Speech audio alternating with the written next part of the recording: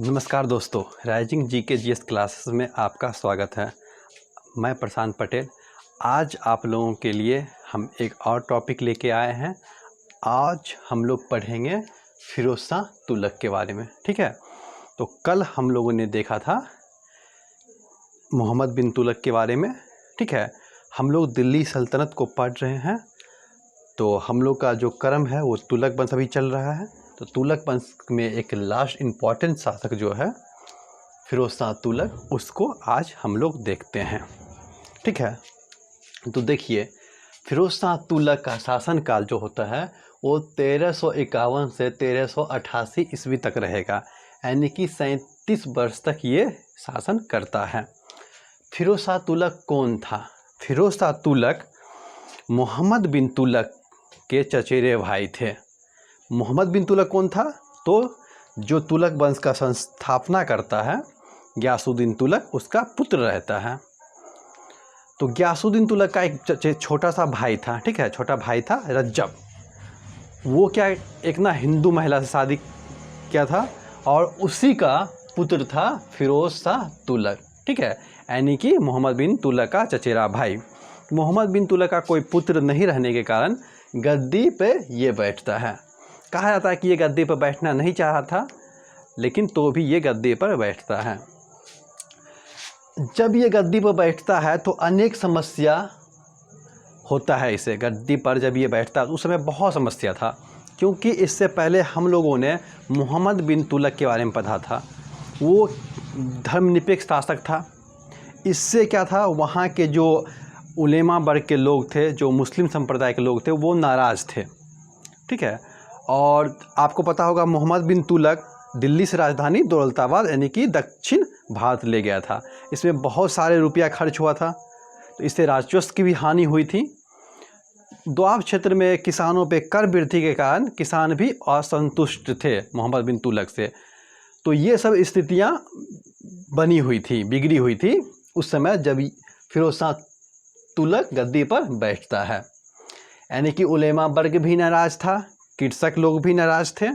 ठीक है, तो ये सब को का निराकरण करने का ये प्रयास करेगा। तो हम लोग देखते हैं ये निराकरण किस टाइप से करता है।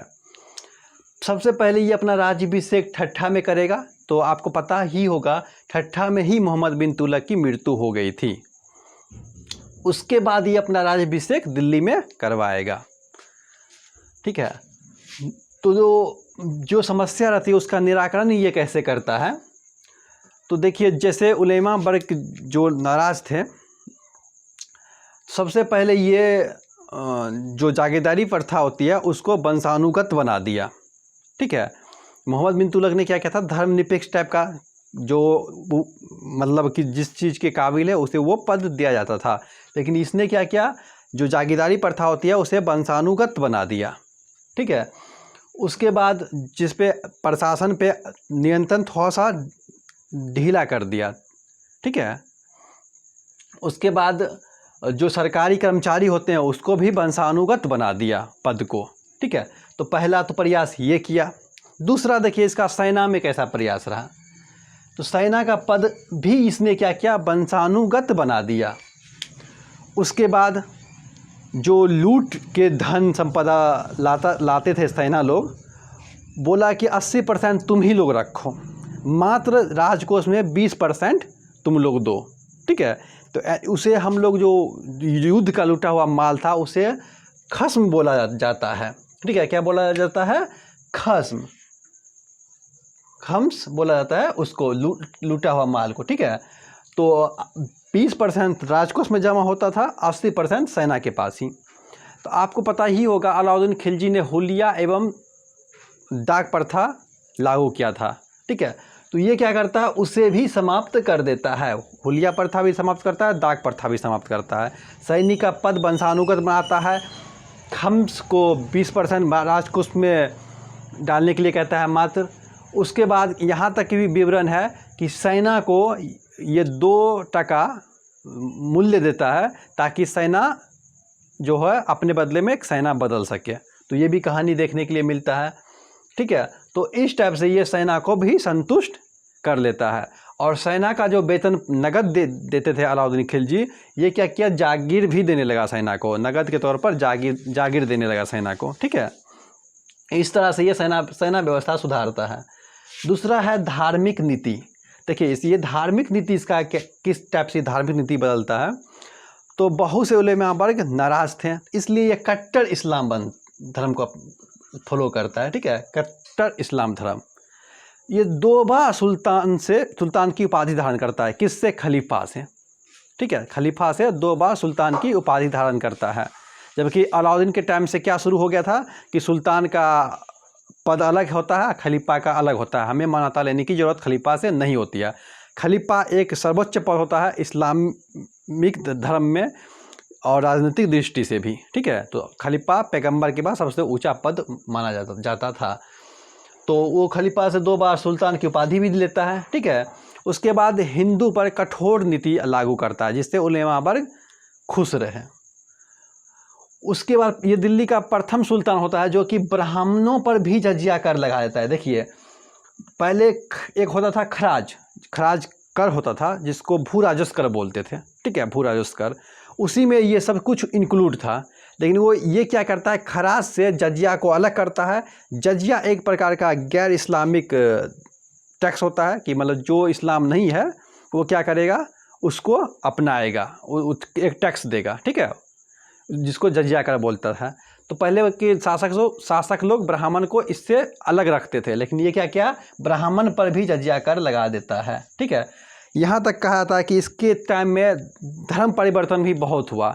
जो हिंदू मुस्लिम धर्म को अपना लेगा उसे बड़े बड़े उपहार दिए जाते थे। ठीक है, जागीर प्रदान की जाती थी ताकि लोग धर्म को परिवर्तित करके इस्लाम धर्म में आ जाए।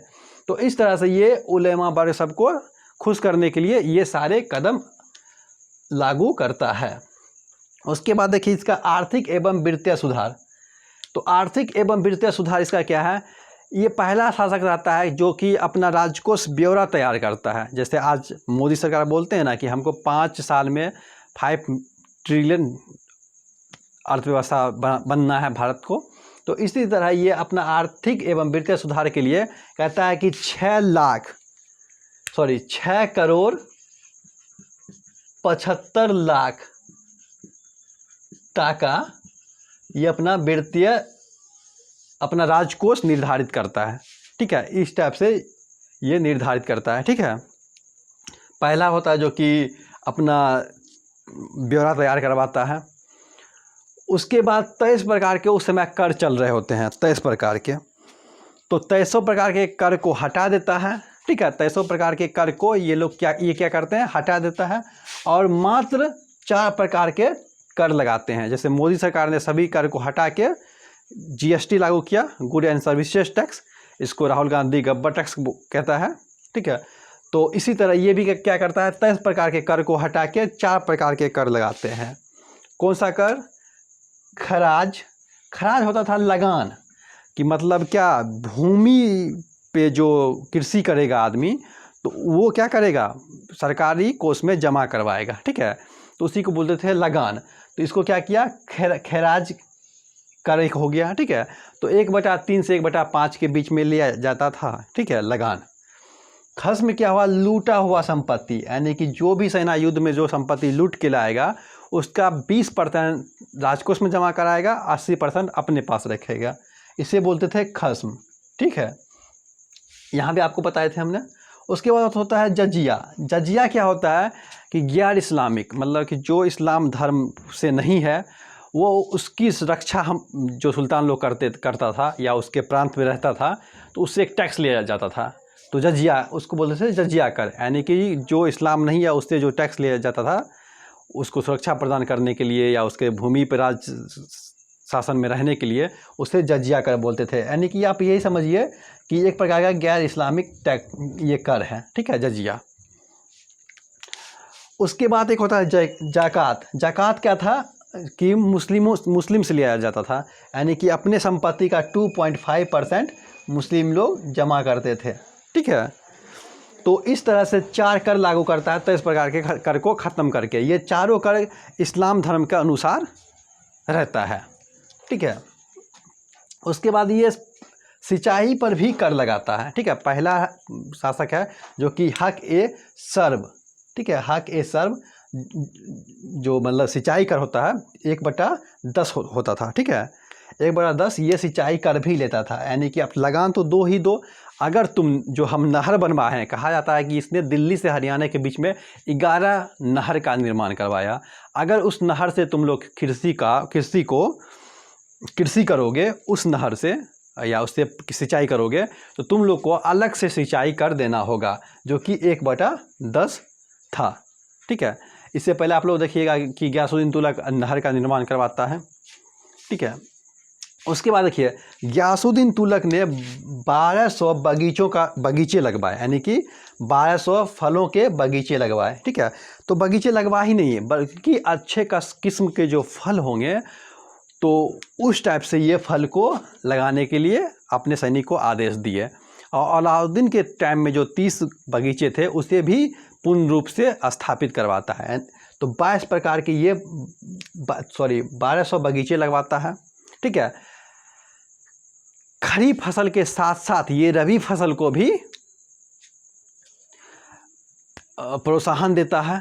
ठीक है, तो इस तरह से ये निराकरण करता है। ठीक है, एक अच्छे से शासन स्थापित करने के लिए। ठीक है, देखिए कल्याणकारी कार्य में इसे मध्य सल्तनत कालीन अकबर कहा जाता है। तो अकबर का नाम यहाँ पे आप सुने होंगे।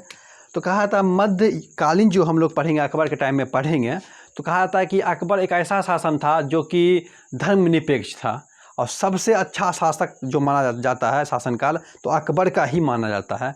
अकबर हो गया, चंद्रगुप्त मौर्य हो गया, अशोक हो गया, इस सब का शासनकाल बहुत अच्छे से मतलब दर्शाया जाता है इतिहास में। ठीक है, तो इसे सल्तनतकालीन अकबर माना गया है। किसे? फिरोज शाह तुगलक को, क्योंकि अकबर के अनुसार ये भी कार्य किया है। ठीक है, हालांकि ये निरंकुश कल्याणकारी था, मतलब कि हिंदू के प्रति इसका व्यवहार मुस्लिम के प्रति इसका व्यवहार बिल्कुल उलट था। ठीक है, जबकि अकबर का व्यवहार सबके प्रति सम्मान रहता है। तो निरंकुश कल्याणकारी था ये। ठीक है, लेकिन तो भी कल्याणकारी कार्य करता है। ठीक है, कल्याणकारी कार्य में क्या करता है? सबसे पहले देखिएगा दीवान-ए-खैरात विभाग का स्थापना करता है। तो अरे भाई ये कौन सा विभाग है दीवान-ए-खैरात? तो देखने में लगता है दान विभाग है, यानी कि दान विभाग की जरूरत क्या क्यों पड़ गया जो कि इसने दीवान-ए-खैरात की स्थापना कर दी। तो कहा जाता है कि जो मुस्लिम लड़कियां होती थी उसके विवाह में जो खर्च होता था तो वो खर्च के रूप में ये दान क्या करता था, मतलब कि मुस्लिमों युवती को लिए और मुस्लिम महिलाओं को ये दान देता था। ठीक है, एक विभाग का स्थापना किया कि मुस्लिम लड़कियों को, स्त्रियों को विवाह में कोई कठिनाई नहीं हो, तो एक दीवान-ए-खैरात मतलब विभाग की स्थापना करता है। ठीक है, इस विभाग का काम क्या था? दान करना। ठीक है, किसी लड़की की शादी में जो पैसे खर्च होते हैं तो दान करता है। बस इस्लाम जो मुसलमान थे उसके लिए था। रोजगार ब्यूरो का स्थापना, अरे देखिए अभी इतना बेरोजगारी है उसमें भी ये कि उस टाइम में क्या करता था? रोजगार ब्यूरो की स्थापना किया। मतलब कि देखो कौन कौन बेरोजगार है, जो जिस टाइप का बेरोजगार है और जो काम कर सकता है उसको उस टाइप का रोजगार आप दीजिए। तो देखिए बेरोजगार को दूर करने के लिए रोजगार ब्यूरो की स्थापना किया है। ठीक है, जो मुस्लिम युवा होते थे जो बेरोजगार रहते थे जिससे कोई काम नहीं मिलता था तो उसके लिए इसने क्या किया था? रोजगार ब्यूरो की स्थापना किया था। दूसरा देखिए दीवान-ए-इस्तिकाक। ठीक है, तो इसका काम क्या था? तो ये देखिए पेंशन विभाग था। ये पेंशन विभाग क्या था?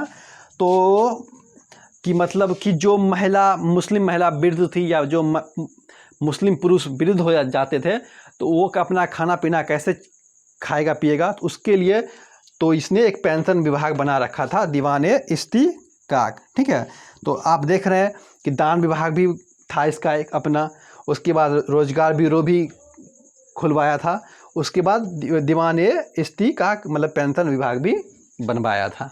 ठीक है, स्थापित किया था। उसके बाद आगे हम लोग चलते हैं दारुल सफ़ा। ये सब मोस्ट इम्पॉर्टेंट है, ये सब पांचों जो है मोस्ट इम्पॉर्टेंट है, आप इसको भूलिएगा नहीं। दारुल सफ़ा क्या था?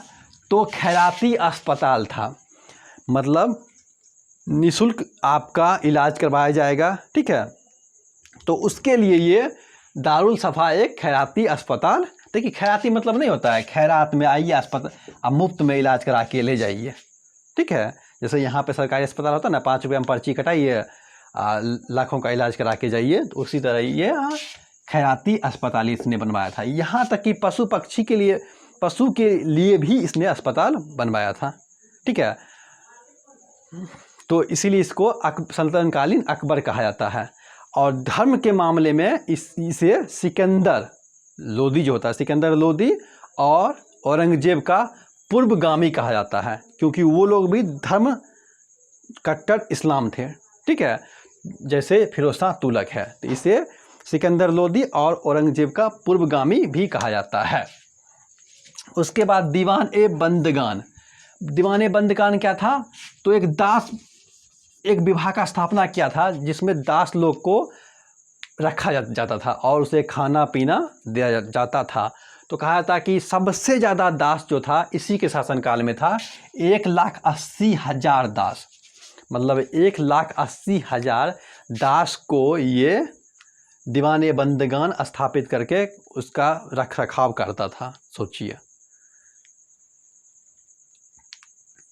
तो इसके बाद यही सब कारण से धीरे धीरे देखिएगा कि ये तुगलक वंश का इम्पोर्टेंट था फिरोज शाह तुगलक। इसके बाद धीरे धीरे विखंडन होते चले जाएगा तुगलक वंश, ठीक है। और इसी के शासनकाल में तैमूर आक्रमण करेगा और एक नया वंश का स्थापना कर देगा, सैयद वंश, ठीक है, जिसे खिलजी खां स्थापित करता है। तो उसको छोड़िए, पहले हम लोग थोड़ा सा आगे इसी को पढ़ते हैं। एक जलघड़ी का भी आविष्कार करवाया, ठीक है। तो जिसको ताश घड़ी बोला जाता था उसका भी इसने आविष्कार करवाया, ठीक है। कहा जाता है इसने 300 नगर बसाए, एक दुक्का नहीं 300 नगर। सोचिए 300 नगर बसाना कम बड़ी बात है। तो जिसमें से आपको कुछ कुछ याद रखना है, जैसे जौनपुर पूछ देगा किसने बसाया, हिसार किसने बसाया, फिरोजाबाद किसने बसाया, अब फिरोज शाह कोटला किसने बसाया, फिरोज शाह तुगलक ने बसाया, ठीक है। तो आपका आंसर होना चाहिए, यानी कि कुल 300 नगर का स्थापना करता है, नगर बसाता है, ठीक है। तो फिरोज शाह कोटला जो कि स्टेडियम भी था, जिसका नाम बदल करके अरुण जेटली स्टेडियम रखा गया है, ठीक है। तो इस तरह से ये 4 कम से कम आपको याद रखना जरूरी है। 300 में से 300 याद नहीं करना है, कम से कम 4 रखना है, जो कि आपको एग्जाम में ये हिसार जौनपुर ये सब पूछेगा ही पूछेगा। फिरोजाबाद फिरोज शाह पूछेगा तो आप ऐसे भी लगा दीजिएगा कि फिरोज शाह के नाम से है, तो फिरोज शाह ही स्थापित किया होगा। उसके बाद देखिए पूछा जाता है कि ऐसे कौन से दिल्ली सल्तनत के शासक थे जिसने अशोक के 2 स्तंभ को दिल्ली लाया था। तो कौन थे? FST फिरोज शाह तुगलक। तो देखिए अशोक के 2 स्तंभ, मेरठ का एक स्तंभ, एक टोपरा का, मेरठ एवं टोपरा का जो स्तंभ था अशोक का, उसे क्या किया, ये दिल्ली लाया, ठीक है। देखिए दिल्ली लाता है, ठीक है। कहीं ना कहीं ये अशोक के तरह भी कार्य करता है, क्योंकि अशोक सम्राट भी महान सम्राट थे। उसने भी बहुत से लोक कल्याणकारी मार्ग अपनाए थे और बहुत लोक कल्याणकारी चीज़ को ज़मीन पे लागू करवाया, ठीक है। प्रथम शासक जिसने पोस्टमार्टम की व्यवस्था की, उत्तरी, मतलब कि पोस्टमार्टम का व्यवस्था करवाया, मतलब कि आज कैसे किसी का मृत्यु हो गया, कोई मान लीजिए किसी को कोई मार दिया उसके शासनकाल में, तो पोस्टमार्टम का व्यवस्था, इसको पता लगाइए कि सच में ये ऐसे मारा कि नहीं मारा, ठीक है। तो देखिए उस टाइम में पोस्टमार्टम का व्यवस्था करवाया था उस लेवल पे। तो एक चीज़ और ध्यान में रखिए, दासों के खरीद बिक्री पर रोक लगा देता है। जैसे अकबर दासों का खरीद बिक्री पर रोक लगवाता है, उसी तरह इसने भी दासों के खरीद बिक्री पर रोक लगा दिया। इससे पहले आप लोग देखे होंगे, गुलाम वंश जब पढ़े होंगे, तो कुतुबुद्दीन को भी खरीदा गया था, इल्तुतमिश को भी खरीदा गया था, बल्बन को भी खरीदा गया था। इसीलिए हम लोग उसे गुलाम वंश पढ़ते हैं या दास वंश पढ़ते हैं। यहाँ पे क्या किया, ये दासों की खरीद बिक्री ही बंद करवा दिया, यानी कि मनुष्य, जो पहले मनुष्य बिकता था, लड़का लड़की जो भी हो उसकी दाम लगता था, तो उसको भी ये बंद करवा देता है। ठीक है, यहाँ तक ही नहीं रुका, अनुवाद विभाग का भी स्थापना किया इसने। मतलब कि जो भी संस्कृत में कुछ अच्छा चीज़ लिखा है तो उसे आप ट्रांसलेट कर दीजिए फारसी में। ठीक है, तो इस तरह से ये अनुवाद विभाग का भी स्थापना करता है कि कुछ महान महान ग्रंथ जो है उसको ट्रांसलेट कीजिए। FST यानी कि फिरोज शाह तुगलक ने सिक्के पर खलीफा का नाम अंकित करवाया या लिखवाया। मतलब कि उलेमा वर्ग को खुश करने के लिए एक कदम और क्या किया, तो खलीफा का नाम भी अंकित करवाता है सिक्के पर। ठीक है, और ये 2 तरह का सिक्का भी चलवाता है, आष्ठा एवं बिक। देखिए ये दो सिक्का चलवाएगा, कौन कौन, आष्ठा एवं बिक, 2 टाइप का ये सिक्का चलवाएगा, आष्ठा एवं बिक। ठीक है, तो 2 टाइप का सिक्का ये चलवाएगा। जैसे टाका चलता था चांदी का और तांबा पीतल का। ठीक है, मतलब कि तांबा का जो जीतल चलता था और चांदी का टाका, तो ये भी चलवाता है आष्ठा और बिक नाम के 2 सिक्के। तो ये भी ध्यान में रखिएगा। उसके बाद देखिए फिरोज शाह तुगलक एक खुद लिखता भी था, एक अपना आत्मकथा लिखा है जिसका नाम है फुतूहात ए फिरोज शाही। इसका आत्मकथा का नाम है, खुद लिखा कौन, FST ने। नाम क्या है, फुतूहात ए फिरोज शाही। ठीक है, उसके बाद देखिए इसके दरबार में 2 महान इतिहासकार आते थे, बर्नी एवं आफीफ, इसी के दरबार में रहते थे। तो बर्नी ने 2 किताब लिखा है, ये भी आपसे पूछ सकता है कभी कभी। तारीख ए फिरोज शाही किसने लिखा, बर्नी ने, और फतवा ए जहांदारी ये भी किसने लिखा, तो बर्नी ने लिखा है। तो तारीख वाला आप पढ़िएगा, तारीख ए, हिंद तारीख ए, ये सब पढ़िएगा तो आपको लगेगा क्या, गजनी के टाइम में जो थे लिखने वाले अरबरूनी सब, वो लोग ये ज़्यादा लिखते थे तारीख लगा के, कोई भी जो बुक लिखते थे। तो आपको याद आता होगा वो गजनी वाला। तो इसी तरह इसका एक तारीख है फिरोज शाही, किसने लिखा, बर्नी ने, पूछ सकता है आपको एग्जाम में। तो इस तरह से इसका शासनकाल चलता है 37 वर्ष तक, पूर्ण रूपेण ठीक ठाक। इस्लाम के लिए तो बहुत अच्छा था, हिंदू पे के लिए बहुत कड़क था। ठीक है, उसे प्रलोभन दिया जाता था कि आप धर्म चेंज कीजिए। ठीक है, धीरे धीरे जब इसकी मृत्यु होती है उसके बाद एक शासक गद्दी पर बैठता है, उसका नाम आता है गियासुद्दीन द्वितीय। वो अपना नाम क्या लिख करता है, गियासुद्दीन द्वितीय के नाम से वो गद्दी पर बैठेगा। कौन, इसके बाद आने वाले शासक। ठीक है, उसके बाद ये जो शासन होता है, शासन व्यवस्था, वो षड्यंत्र का अखाड़ा बन जाएगा। मतलब षड्यंत्र का अखाड़ा बन जाएगा कि वो मरेगा तो वो शासक बनेगा, फिर वो मरेगा वो शासक बनेगा। शासन व्यवस्था एकदम से चरमरा जाता है। तो इसीलिए तुगलक वंश में हम लोग को 3 ही शासक को पढ़ना पड़ता है। गियासुद्दीन तुगलक जो इसका स्थापना करता है, ठीक है, खुसरो को मार के, खिलजी वंश को समाप्त करके। उसके बाद उसका पुत्र मोहम्मद बिन तुगलक के बारे में पढ़ना होता है। उसके बाद उसका चचेरा भाई फिरोज शाह तुगलक के बारे में पढ़ना होता है। तो इतना हम लोग ने देख लिया। इस वंश का जो लास्ट शासक होता है, अंतिम शासक, महमूद तुगलक होता है। ठीक है, तो अंतिम शासक इसका कौन सा था इस वंश का, तो महमूद तुगलक। ठीक है, तो महमूद तुगलक इस वंश का लास्ट शासक था। इसी के क्रम में तैमूरलंग का आक्रमण होता है। तैमूरलंग कौन था, तो मंगोल। जो मंगोल के टाइम में एक चंगेज खान जो थे, ठीक है, तो चंगेज खान थे जो मंगोल थे, जो आक्रमण किया था। आक्रमण नहीं कर पाया, मतलब हट गया, सिंध से चला गया। तो वही मंगोल में से एक रहता है तैमूरलंग। ठीक है, तो वो आक्रमण करता है भारत पे। कब, 1398 में। तो हमेशा याद रखिए, सैफ अली का बेटा का नाम क्या है, सैफ अली खान के बेटे का नाम तैमूर। तो आप उससे याद रखिए तैमूरलंग कब आक्रमण करता है, 1398 में। ठीक है, तो उस समय किसका शासन चल रहा होता है तो तुगलक का, ठीक है। तुगलक का कौन से शासक का, तो महमूद तुगलक का, जो लास्ट रहता है, ठीक है। तो इस टाइम में तैमूरलंग इतना लूटता है दिल्ली के शासन व्यवस्था को, कि ये सिमट के मात्र दिल्ली से पालम तक ही रह जाता है। मतलब जो इतना बड़ा शासन था वो मात्र इतना सा रह जाता है, ठीक है।